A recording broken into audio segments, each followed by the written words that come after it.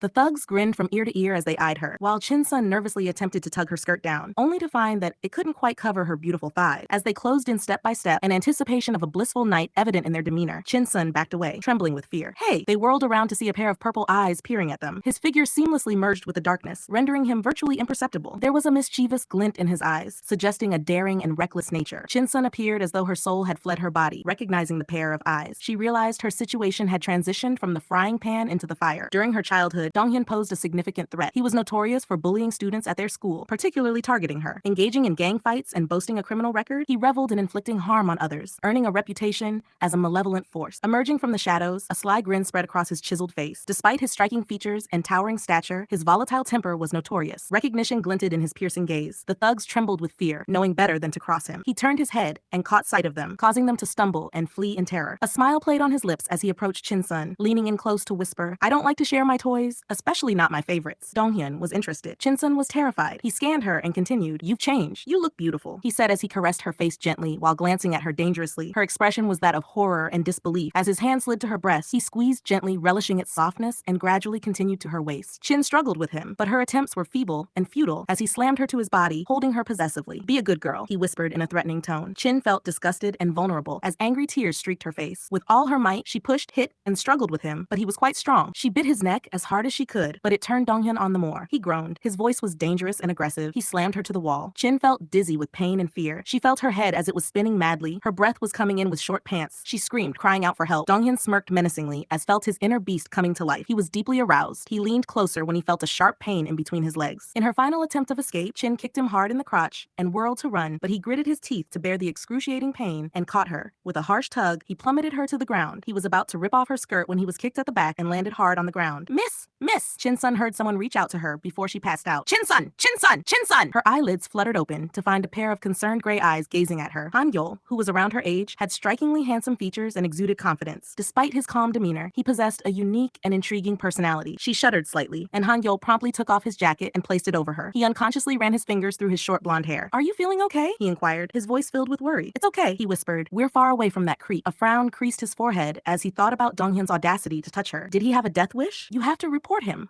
Hangjol said in an angry voice. She shook her head, dismissing his words. "Who will dare have him arrested?" She spoke miserably. Donghyun was a terror, and the police could not do much to him due to his influence and connections. Even if he was arrested, he would be bailed the next day. So what was the use, she thought. Hangjol was confident that the police would not take action against him due to his influential position and the fact that the area belonged to him. His sense of authority and control reinforced this belief. He let out a sigh as he contemplated the situation. After assisting Chin-sun to stand, he accompanied her home. Her residence was a few blocks closer to his own. Though modest, her neighborhood was humble and familiar. As they reached the entrance of her building, they came to a stop. "Promise me you won't mention this to anyone," she said as he casted a meaningful gaze at her. "Please," she pleaded. Hanjol managed a nod. "Thank you," she murmured and turned to leave, but Hanjol caught her arm. Please ensure your own safety," he said with a quavering voice. She nodded slowly, attempting to move, but his grip on her hand lingered before finally releasing her. As she walked away, she glanced back to see him standing at the entrance, his expression filled with worry and concern. With a small wave, she continued on her way. Upon entering, Chin-sun found her mother waiting for her, her expression displaying clear displeasure and annoyance. She scolded Chin-sun severely and dismissed her with obvious anger. In a rush of tears, Chin hurried to her room. Her younger sister, Chin-hee, took the opportunity to taunt her, aggravating her further. Collapsing on her bed, Chin sobbed uncontrollably, much to Chin-hee's delight, who watched with a creeping, happy smile. The following morning,